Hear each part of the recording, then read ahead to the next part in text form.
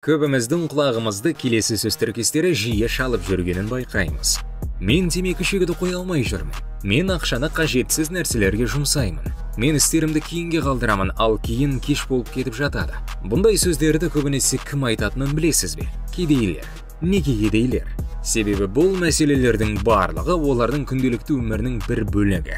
Ал егер сіз олар соншалықты аянышты жағдайға қалай жетті десеңіз, мұнда жауап өте қарапайым. Мұның бәрі әдеттердің кесірі. Кейбір әдеттер олардың өміріне сіңіп кеткен.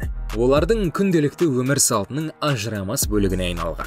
Олардың өмір салтын анықтап, қазіргі туындап жатқан мәселелерге алып келеді. Темекі шегу, жоспарланбаған шығындар, немесе істерін кейінге қалдыру сияқты әдеттер адамды аянышты жағдайдан құтылып жақсы халге жетуін қиындататын циклды тудырады. Кедей адамдар көбінесе өз әдеттерінің тұзағына түседі. Олар өздеріне темекі шегуді қоя алмайтындарын, шығындарын бақылай алмайтындарын, немесе үнемі істерін кейінге қалдыратынын айтады. Бұл әдеттер олардың күнделікті тіршілігінің бір бөлігіне айналып, олардың өмірінің басым бөлігін жаулап алады. Кедейлермен қатар біздің көпшілігіміз де табысқа жетуге кедергі келтіретін әдеттер тұзағында қоямыз. Біздің мінез құлқымыз бен шешімдеріміз кездейсоқ емес, себебі мұның бәрі әдеттеріміздің нәтижесінде қалыптасады. Бұл жердегі басты мәселе бұндай теріс әдеттердің біздің өмірімізді жақсартуға негізгі кедергі болуы мүмкіндігінде. Бірақ бұл кедейлердің жағдайын өзгертуге мүмкіндігі жоқ дегенді білдірмейді. Түпкі мәселе адамның өмірін өзгертуге кедергі келтіріп жатқан әдеттерде жатыр. Осы сәтте қысқаша әдеттердің адамдардың өміріне қалай әсер ететінін көрсететін мысалдарды қарастырып өтейік. Қажетсіз нәрселерге көп ақша жұмсайтын әдеті бар адамды елестетіп көрейікші. Бұл адам өзін-өзі алдап, қажетсіз заттармен өзін қысқа мерзімді рахатқа бөлейді. Ал ұзақ мерзімді перспективада мұндай әдеті оны қаржылық қиындықтар мен қарыздарға батырады. Сол сияқты екінші мысалда басқа бір адам әрқашан ең қолайлы сәтті күтумен істерін кейінге қалдыра береді. Нәтижесінде ол мүмкіндіктерді жіберіп алып, өкініш пен күйзеліс сезімінен шыға алмай жүреді. Осы қарапайым мысалдардан ақ бізге елеусіз болып көрінетін әдеттердің біздің өмірімізге қаншалықты әсер етіп, өміріміздің бағытын қалай анықтайтынын байқай аламыз. Жақсы, кедейлердің жағдайын түсіндік. Ал байлар мен табыстылардың жағдайы ше? Олардың әдеттері қандай? Және кедейлер байлардың әдеттерін қабылдау арқылы бай бола ала ма? Біріншіден, бай адамдар әрқашан жаңа білімге құштар және заман ағымына ілеседі. Бұл адамдар өздерінің жетістіктеріне қарамастан бір орында тоқтап қалмайды. Олар үнемі кітап оқиды, семинарлар мен конференцияларға қатысады, өз саласының мамандарымен араласады.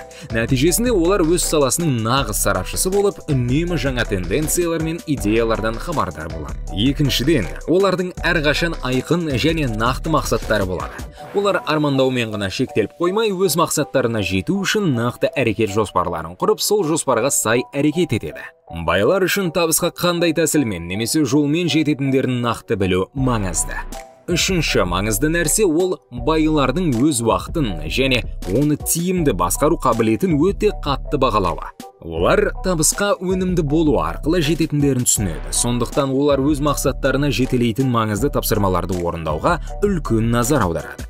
Байлар бос уақытын өткізуден барынша аулақ болуға тырысады және әрбір істеген істерін белгілі бір мақсатқа сай істейтінін байқауға болады. Ал енді байлардың әдеттерінің арқасында кедейлер бай бола алады ма? Соны талқылайық. Шын мәнінде, кедей адамдар өздерінің әдеттерін бай және табысты адамдардың әдеттерімен алмастыру арқылы бай бола алады.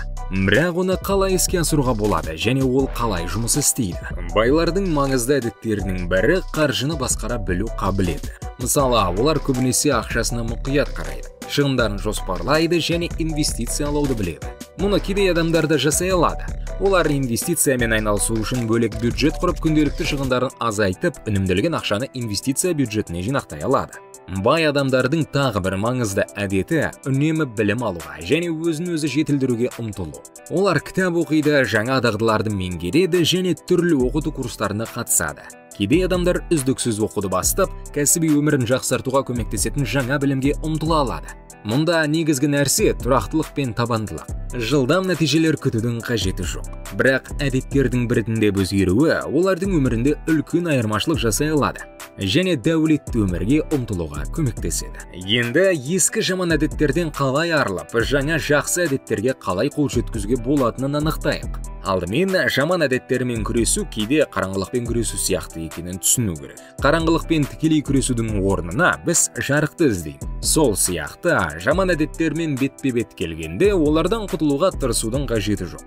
Оның орнына өміріңізге бірте-бірте қажетсіз әдеттерден арылатын қарама-қарсы жақсы әдеттерді енгізу керек. Мысалы, әлеуметтік желілерде көп уақыт өткізу әдетінен арылғыңыз келсе, қызықты хоббимен айналысуға болады, немесе бұл уақытты кітап оқумен немесе спортпен айналысумен алмастыруға болады. Бұл ауыстыру сіздің миыңызға жаңа салауатты әдеттерді бұрынғы тиімсіз әрекеттерге жұмсаған уақытыңызбен біртіндеп байланыстыруға мүмкіндік береді. Енді біз жаңа әдеттер енгізуге назар аударуымыз керек екенін түсінгендіктен, қандай әдеттер бізді тоқтататынын және нені өзгерткіміз келетінін түсіну маңызды.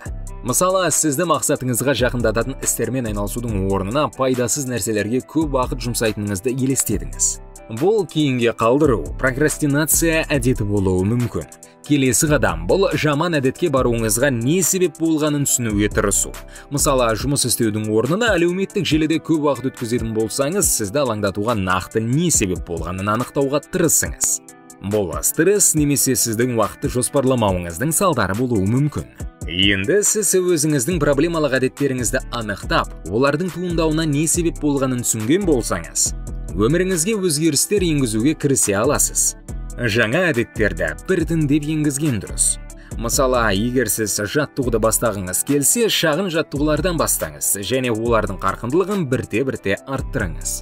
Сондай-ақ, жаңа әдетті қалыптастыру үшін тұрақты болу және қолдау табу маңызды.